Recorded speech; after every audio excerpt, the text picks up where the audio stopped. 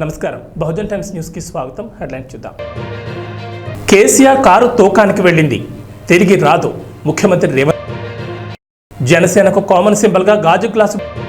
ఏపీలో మే 1 నుంచి 5వ తేదీ వరకు పెన్షన్ల పంపిణీ. రేపటి నుంచి తెలంగాణలో తమిళిసై ఎన్నికల ప్రచారం. బీఆర్ఎస్ కారు కార్ఖానాకు పోయిందని, తుక్కు కింద అమ్ముడుపోయిన ఆ కారు ఇక తిరిగి రాదని సీఎం రేవంత్ రెడ్డి అన్నారు. కేసీఆర్ ఇప్పుడు బస్సు వేసుకుని కొంగజపం చేస్తున్నారని విమర్శించారు. తిక్కలోడు తిరునాళ్ళకు పోతే ఎక్కేందుకు దిగేందుకు సమయం సరిపోయిందన్నట్లుంది కేసీఆర్ పరిస్థితి. కేసీఆర్ కారు తోకానికి వెళ్ళింది, ఇక తిరిగి రాదు. ఉద్యోగం ఊడిందనే కేసీఆర్ బస్సు యాత్ర పేరుతో కొంగజపం చేస్తున్నారు. ఆయన నమ్మితే లట్టుక్కున మింగేస్తారు, జాగ్రత్త. ఈ కొంగ కొట్టేస్తే పరోక్షంగా బీజేపీకి ఓటు వేసినట్లే అని అన్నారు. ఆదివారం మల్కాజ్గిరి పార్లమెంట్ సెగ్మెంట్ పరిధిలోని ఎల్బీ నగర్, యాప్రాల్లో నిర్వహించిన రోడ్ షో, కార్నర్ మీటింగ్లో రేవంత్ పాల్గొన్నారు. మల్కాజ్గిరి కాంగ్రెస్ అభ్యర్థి పట్నం సునీత మహేందర్ రెడ్డికి మద్దతుగా ప్రచారం నిర్వహించారు. తెలంగాణ చరిత్ర తెలియదు, భూగోళం తెలియదు. మొన్నెక్కడో మాట్లాడుకుంటూ కృష్ణానది కూడా నేనే కట్టినా అంటాడు. ఎవడన్నా నది కడతాడా ప్రపంచంలో? కట్టినా అంటే సోషల్ మీడియాలో భయంకరంగా ట్రోలింగ్ చేసినారు వాళ్ళందరూ కూడా. ఏరి కోరి మొగర్ని తెచ్చుకున్నాడు ఒక ఆమె. ఏరి కోరి మొగర్ని తెచ్చుకుంటే ఎగిరెగిరి తనిండట వాడు. మనం ఇవాళ వాళ్ళ అడ్డగోలు హామీలు చూసి మోసపై ఓట్లేస్తే కేవలం 4-5 నెలలే ఏం జబ్బు వచ్చింది నాకు అర్థం కాదు. తెలంగాణకు కరెంట్ ఎక్కడ పోయింది? సాగునీళ్ళు ఎక్కడ పోయినాయి? పంటలు ఎందుకు ఎండుతున్నాయి? మంచినీళ్ళ కరువు ఎందుకు వస్తున్నది?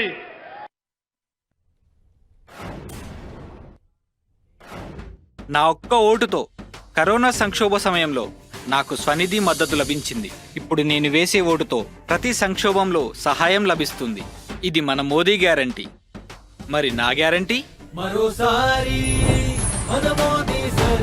కమలం పువ్వుకు ఓటేద్దాం, బీజేపీని గెలిపిద్దాం. ఏపీలో ఎన్నికల రోజు సమీపిస్తున్న తరుణంలో జనసేన పార్టీకి ఎన్నికల సంఘం శుభవార్త చెప్పింది. జనసేన పార్టీకి ఫ్రీ సింబల్గా ఉన్న గాజు గ్లాస్ గుర్తును కేటాయించింది. జనసేనకు గాజు గ్లాస్ గుర్తు కేటాయింపై ఈసీ నుంచి ఇప్పటికే జనసేనకు సమాచారం వచ్చింది. తాజాగా కలెక్టర్లతో జరిగిన సమావేశంలోనూ ఏపీ ఎన్నికల ప్రధాన అధికారి ముఖేష్ కుమార్ మీనా దీనికి సంబంధించి కీలక ఆదేశాలు జారీ చేశారు. ఎన్నికల్లో జనసేన సింబల్గా గాజు గ్లాస్ గుర్తు కేటాయించాలని కలెక్టర్లకు సూచించారు.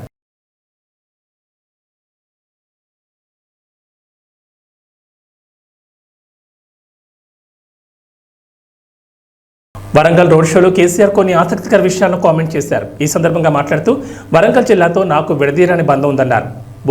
పోరుగాళ్ళు అయితేనే తెలంగాణ వచ్చిందని, 24 అంతస్తుల హాస్పిటల్ కట్టుకున్నామని సీఎం అద్దం పద్దం నేను మాట్లాడుతున్నారని కేసీఆర్ అన్నారు. కాళేశ్వరం ప్రాజెక్టుతో కాకపోతే వరంగల్ జిల్లాకు నీళ్లు ఎలా వచ్చాయని, సీఎం ఎక్కడో కృష్ణానది కూడా నేనే కట్టానన్నాడని, తెలంగాణ భౌగోళికం గురించి రేవంత్ రెడ్డికి తెలియదన్నారు. ఇక్కడి వనరుల గురించి ఆయనకు అవగాహన లేదని కేసీఆర్ అన్నారు.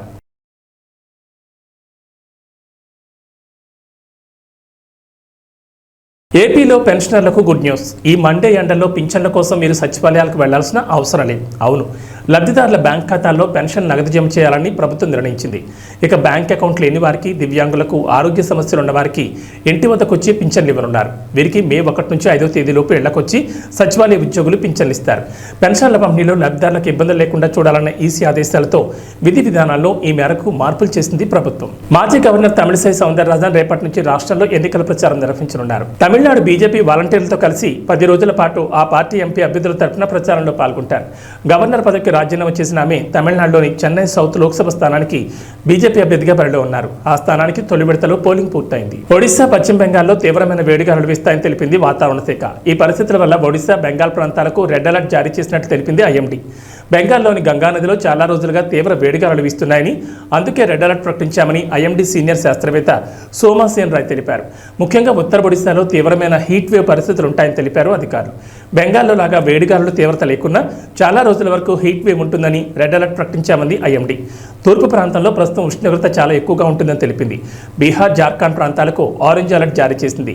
కేరళలోని ఉత్తర ప్రాంతాలకు ఎల్లో అలర్ట్ జారీ చేసింది. దేశంలోని ఉత్తరాది ప్రాంతాల్లో అకస్మాత్తుగా వాతావరణంలో మార్పు రావడంతో ఢిల్లీ సహా కొన్ని ప్రాంతాల్లో పిడుగులు పడ్డాయని తెలిపింది ఐఎండీ.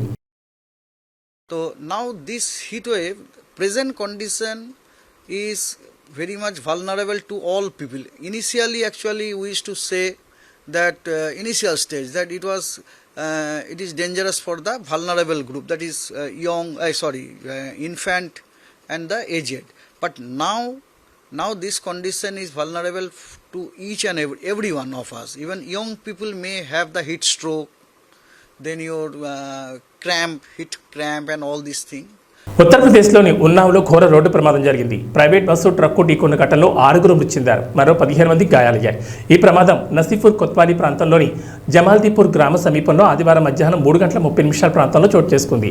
ప్రయాణికులతో బంగార్మా వైపు వెళ్తున్న ప్రైవేట్ బస్సును ముందు నుంచి వస్తున్న ట్రక్కు ఢీకొట్టింది. దీంతో బస్సులో ప్రయాణిస్తున్న 6 అక్కడికక్కడ మృతి చెందారు. దేశంలో మరో అతిపెద్ద డ్రగ్స్ రాకెట్ను నార్కోటిక్స్ కంట్రోల్ బ్యూరో ఛేదించింది. భారత్లోకి అక్రమంగా మాదక ద్రవ్యాలు సరఫరా చేయాలనుకున్న పాకిస్తానీయుల కుట్రల్ని భగ్నం చేసింది. Anti terrorist narcotics control bureau చేపట్టిన ఆపరేషన్లో భాగంగా 602 కోట్ల విలువైన మాదక ద్రవ్యాలను అధికారులు ఆదివారం స్వాధీనం చేసుకున్నారు.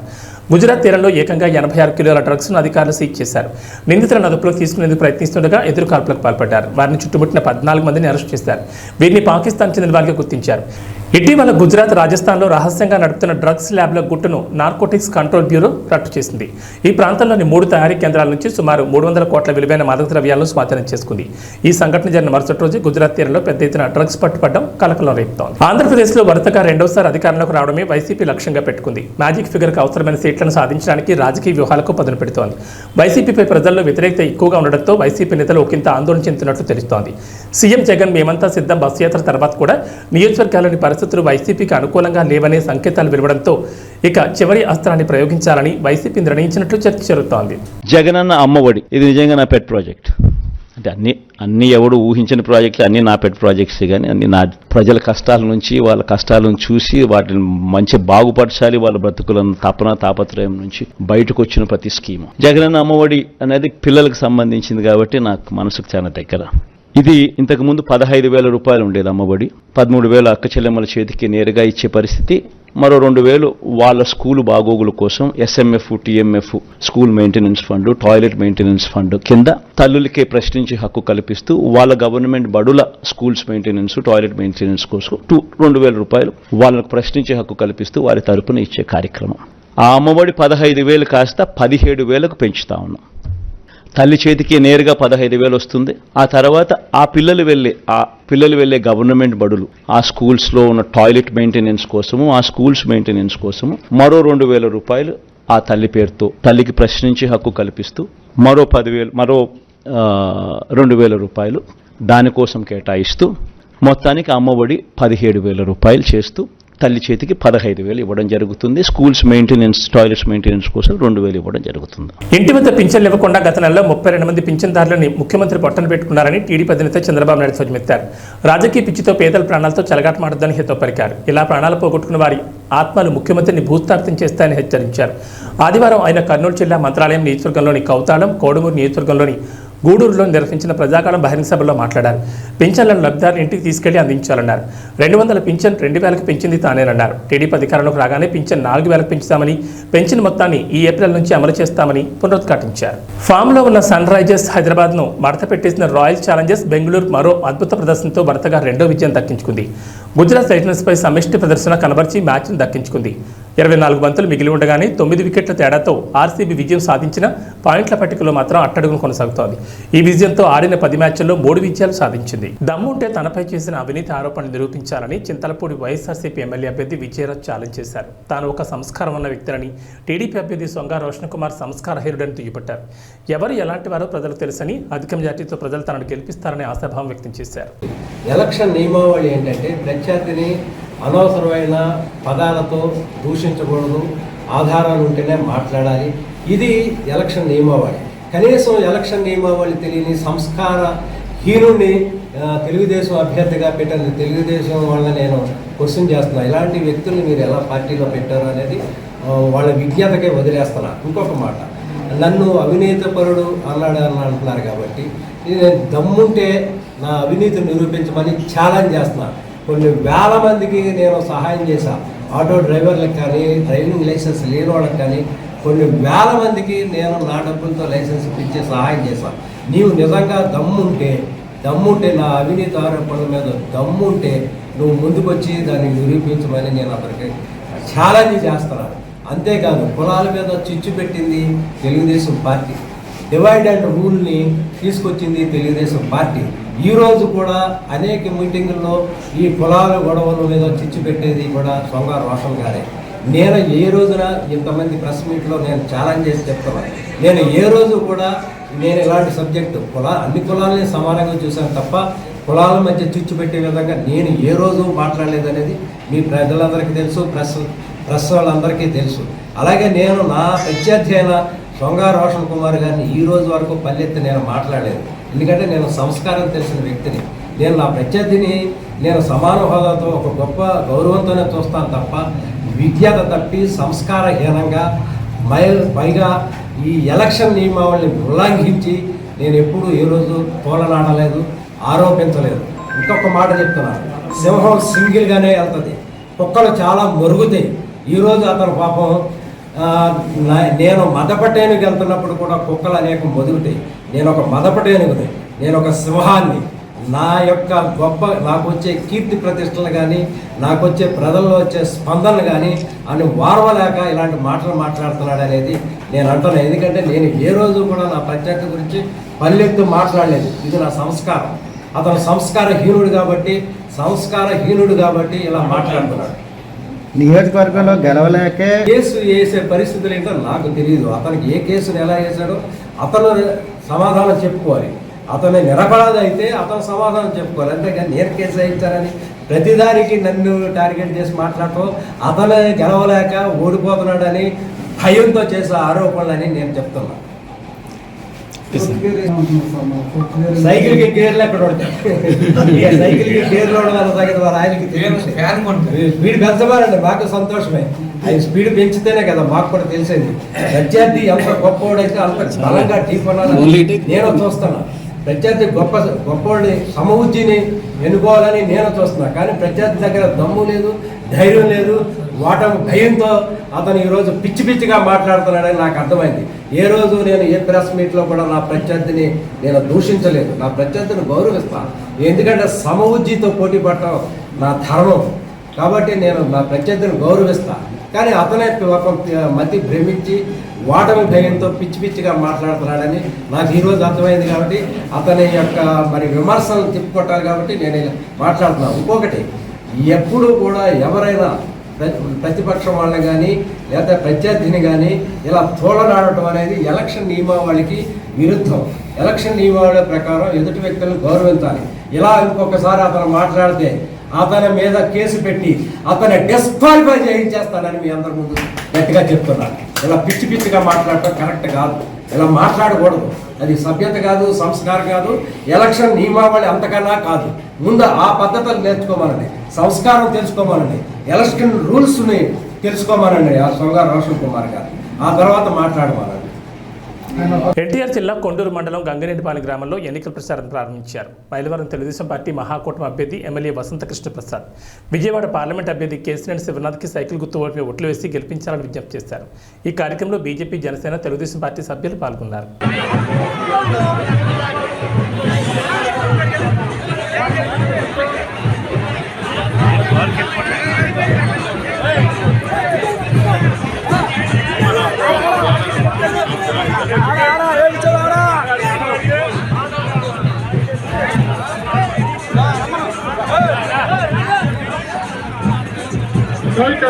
సైకిల్ గుర్తుగా పవిత్రమైన అమూల్యమైన ఓటుకు వేసి గెలిపించవలసిందిగా కోరుతున్నాము. ఓటర్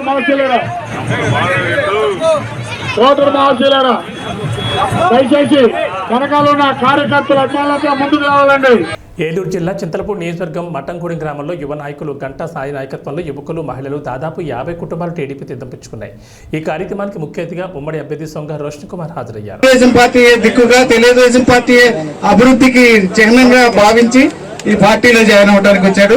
మన అపదాసుడు మరీదాసు అనుచరులు మొత్తం వస్తారు.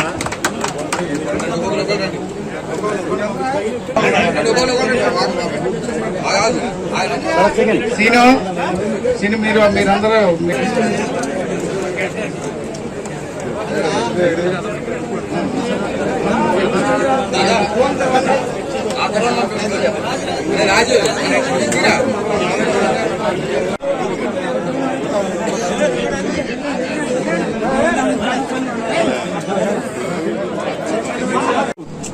చింతలపూడి నియోజకవర్గం లింగపాలెం మండలం మఠంగూడెంలో వైసీపీకి చెందిన దాదాపు 300 మంది తెలుగుదేశంలోకి చేరడం జరిగింది.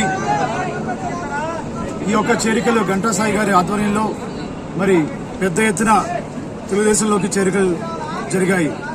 మరి దీంతో అర్థమవుతా ఉంది మఠంగూడెంలో వైసీపీ అంతా కూడా మటాష్ అయిపోయింది. ఇక్కడ వార్ వన్ సైడ్ అయిపోయింది తెలుగుదేశంకి. గంటా సాయి గారిని మేము ప్రేమతో వారిని ఆహ్వానించాము. అలాగే వారికి సముచితమైన స్థానం గౌరవం పార్టీలో ఇస్తాము. ఇక్కడ ఉన్న సమస్యలపై ఏదైనా ఉన్నా కూడా వారిని సంప్రదించవచ్చు. అలాగే తెలుగుదేశం, జనసేన, బీజేపీ ఉమ్మడి పార్టీ తరఫున మేము వారికి మఠంగూడెం గ్రామానికి ఎప్పుడు కూడా తోడుగా ఉంటామని చెప్పి మీడియా ముఖం ద్వారా నేను చెప్తున్నాను.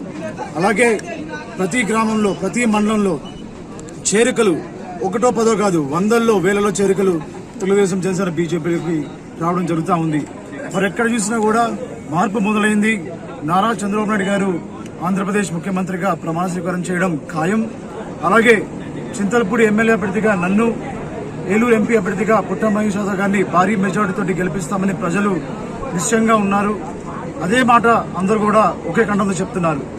మరొకసారి మఠంగూడెంలో ఇక్కడ జరిగిన చేరికలు ఎవరైతే తెలుగుదేశం పార్టీలోకి వచ్చారో వాళ్ళందరినీ కూడా కుటుంబ సభ్యులాగా మేము చూస్తామని చెప్పి మాటిస్తూ సెలవు తీసుకున్నాను. జై తెలుగుదేశం, జై జనసేన, జై బీజేపీ. ఇప్పుడు మఠంగూడెంలో వైసీపీ చింతలపూడి నియోజకవర్గ వైసీపీ అభ్యర్థి మఠంగూడెంలో పుట్టాను నేను, మఠంగూడెం నాది అని చెప్తున్నాడు.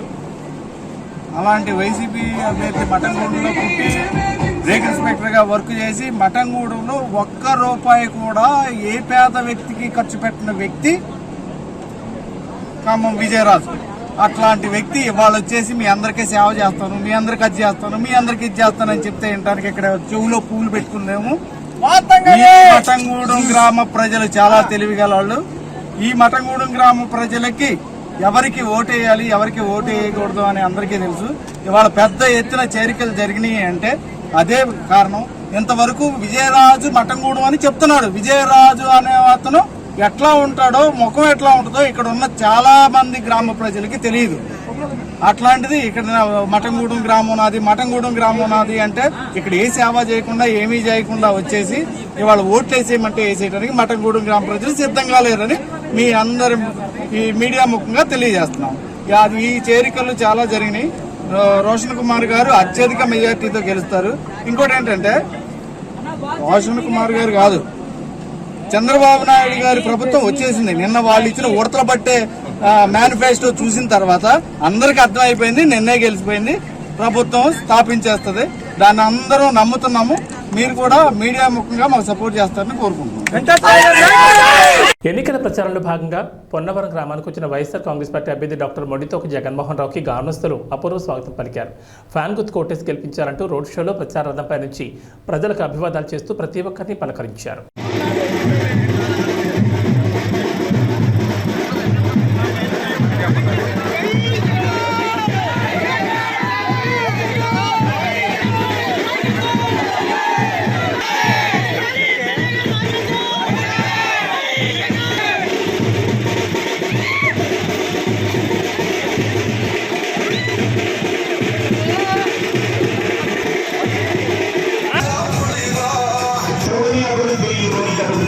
మొట్టమొదటిసారిగా స్కూళ్ళు మారుతా ఉన్నాయి, కేంద్రాలు మారుతా ఉన్నాయి, హాస్పిటల్స్ మొట్టమొదటిసారిగా ప్రివెంటివ్ కేర్ అన్నది దేశానికే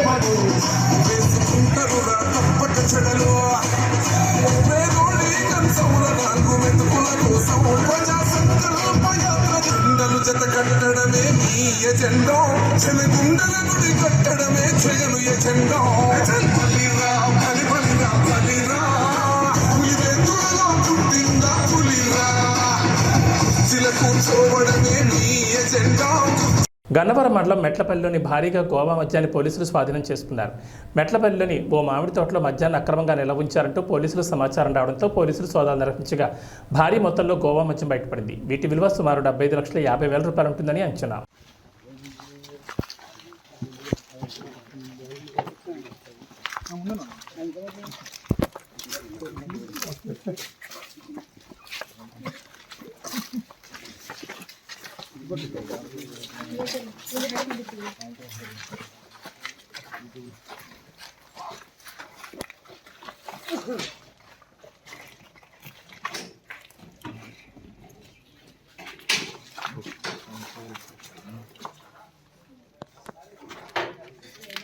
తెలుగు న్యూస్. రైల్వే కోడూరులో కాంగ్రెస్ పార్టీ సర్వసభ్య సమావేశం జరిగింది. ఈ కార్యక్రమానికి ముఖ్య అతిథిగా రాజంపేట పార్లమెంట్ అభ్యర్థి ఎస్కే బషీర్ పాల్గొన్నారు. ఈ సందర్భంగా మాట్లాడుతూ గోసారదేవి గెలుపుకు పిలిపించిన కాంగ్రెస్ పార్టీ నాయకులు రైతులను అన్ని విధాలా ఆదుకుంటామని హామీ ఇచ్చారు.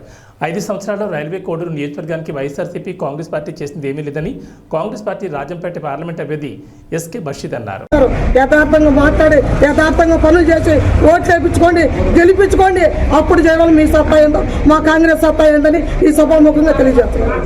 రైల్వే కోడూరు మండల అధ్యక్షుడైన నేను డాక్టర్ సయ్యద్ అహ్మద్ మా యొక్క రైల్వే కోడూరు అభ్యర్థి గోశాల దేవి తరపున మా యొక్క ఎంపీ పార్లమెంట్ అభ్యర్థులు శ్రీ ఎస్కే బాషిద్ గారి తరపున ఒక మాట రైల్వే కోడూరు ప్రజలకు కానీ అన్నమయ్య జిల్లా ప్రజలకు కానీ తెలియజేస్తున్నాము.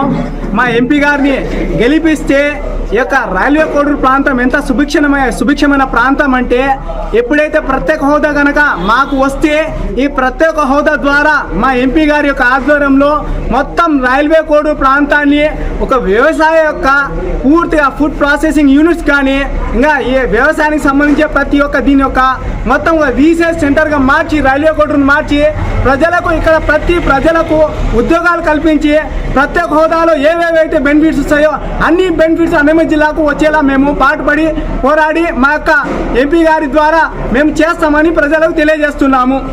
భాగంగా ఈరోజు అన్నమయ్య జిల్లా రైల్వే కోట నియోజకవర్గంలో గోశాలదేవి కాంగ్రెస్ అభ్యర్థి పార్లమెంట్ సభ్యులు షేక్ బషీర్ గారికి సిపిఎం పార్టీగా మేము సంపూర్ణమైన మద్దతు ఇస్తున్నాం. రాష్ట్రంలో మేము 8 అసెంబ్లీ సీట్లలో సిపిఐలు అనేది అలయన్స్లో కుదిరింది కాబట్టి ఈ భాగంగా మేము కోడూరులో వాళ్ళ పొత్తులో భాగంగా వాళ్ళ కోసం మేము పనిచేస్తూ ఉన్నాం. మేము స్థానిక సమస్యలపైన అనేకమైనటువంటి ఉద్యమాలు చేశాం. కోడూరులో బైపాస్ రోడ్డు కావాలని, అదే వెరైటీస్ మిల్లులు 200 మూతపడిపోయి దాదాపు 30,000 మంది ప్రత్యక్ష పరోక్షంగా ఉపాధి కోల్పోయినారు.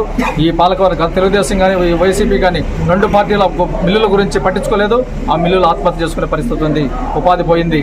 అదేవిధంగా ఈరోజు సబ్ రిజిస్టర్ ఆఫీస్ లేదు, వెంకటగిరికి రోడ్డు లేదు. అదేవిధంగా బ్యాక్ వాటర్ సమస్యలు తెస్తామన్నారు, ఇంతవరకు తేలేదు. అదేవిధంగా కోల్డ్ స్టోరేజ్ తెస్తామన్నారు, తెల్లది. అప్సా జ్యూస్ ఫ్యాక్టరీ మూతపడింది. ఆ పండ్లకు ప్రసిద్ధిగాంచిన అప్సా ఫ్యాక్టరీ దాన్ని విస్తృతపరిస్తే ఈ ప్రైవేటు జ్యూస్ ఫ్యాక్టరీల వల్ల గవర్నమెంట్ దాన్ని మూత వేశారు. గతంలో రాజశేఖర్ 8 కోట్లు కేటాయించాడు లాస్ట్ మూమెంట్లో, కానీ దాన్ని మళ్ళీ తర్వాత వచ్చిన పాలకవర్గాలు ఎవరు దాన్ని అమలు చేయలేదు. కాబట్టి దాన్ని తెరిపించాలి.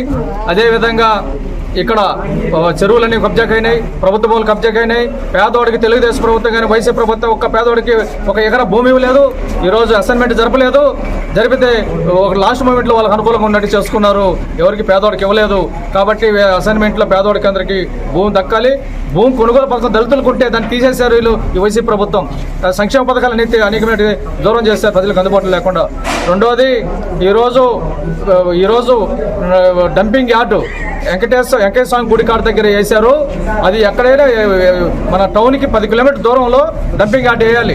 కానీ అక్కడ చెత్త అంతా తీసుకుని అక్కడ వేసి కాల్చి టైర్లు కాల్చి మొత్తం పొగంతా అక్కడ వాలి పొల్యూషన్ కానీ తట్టుకోలేక ఎండల నుంచి పరుగులు తీస్తున్నారు గత 5 రోజుల నుంచి. ఈరోజు అనేక అధికారులు చెప్పినా పట్టించుకోలేదు. కాబట్టి వెంటనే అధికార పార్టీ వాళ్ళు దాన్ని సరి తీసుకొని దాన్ని అనంతరాజపేటలో దూరంగా ఏటికడ ఉన్నటువంటి దాంట్లో పరంపొక 20 ఎకరాల స్థలం ఉంది, దాంట్లో వేయాలి. కానీ ఇక్కడ ఎవరు కేటాయించారు. కాబట్టి దీనివల్ల పసిపిల్లలు ఊపిరాడటం లేదు. ఇప్పటిక్కడ పరుగులు తీస్తున్నారు దాంట్లో. వెంటనే దీన్ని చర్య తీసుకోవాలని చెప్పి ప్రజల ప్రాణాలు కాపాడాలని మేము ఈ సందర్భంగా సిపిఎంగా డిమాండ్ చేస్తున్నాం. భవిష్యత్తులో వీళ్ళందరూ కలిసి పార్లమెంట్లో గెలిపించి పంపించాలని, ఈరోజు ప్రజాస్వామ్యాన్ని కాపాడాలని చెప్పని కోరుతున్నాం. వ్యాక్సినేషన్కి అవినీతికి వ్యతిరేకంగా పోరాటం చేయాల్సింది సిపిఎం పార్టీ పోరాటం చేస్తుంది. స్థానిక సంస్థలపై రాజీలేట్ పోరాటం చేస్తుంది. కాబట్టి మేము సిపిఎం పార్టీ ఉద్యోగులు, కార్మికులు, హక్కులు వాళ్ళందరూ కూడా దళితులు, పేదలందరి కోసం పనిచేస్తుంది సిపిఎం పార్టీ. మేము ఈ కాంగ్రెస్ అభ్యర్థుల గెలుపు కోసం కృషి చేస్తామని సందర్భంగా తెలియజేస్తున్నాం.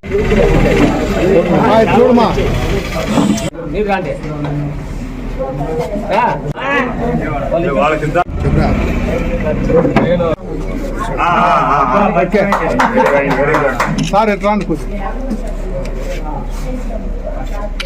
సోదరా నమస్తే.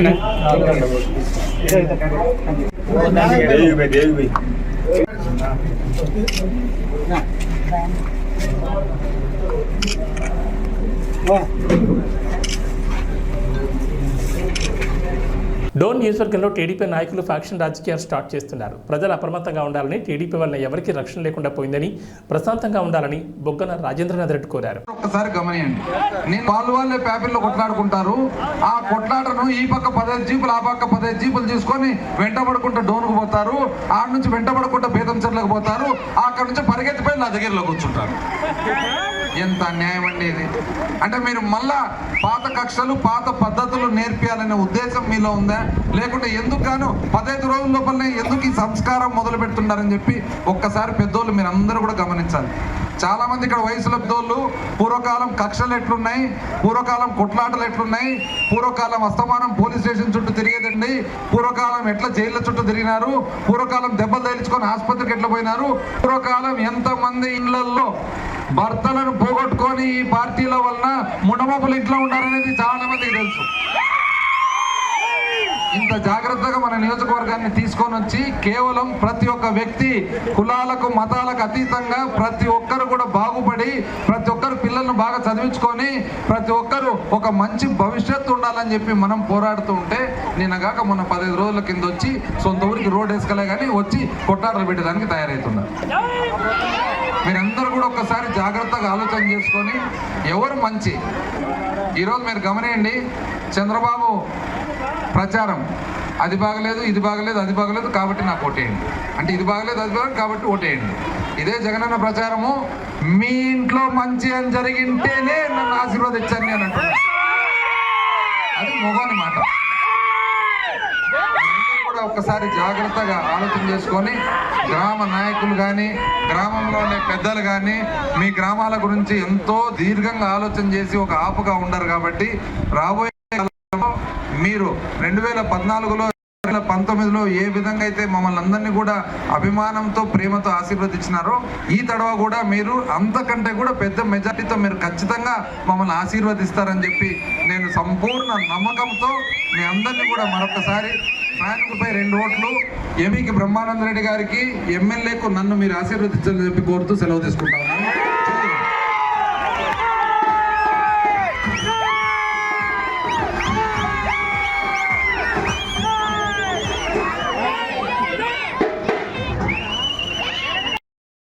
ఖమ్మం బీఆర్ఎస్ పార్టీ ఎంపీ అభ్యర్థి నామా నాగేశ్వరరావు స్థానిక కూరగాయల మార్కెట్లో ఎన్నికల ప్రచారం నిర్వహించారు. ఈ సందర్భంగా నామా తాను 2 సార్లు ఎంపీగా చేసిన అభివృద్ధిని వివరించి తన కారుగుర్తుకు ఓటు వేయాలని అభ్యర్థించారు.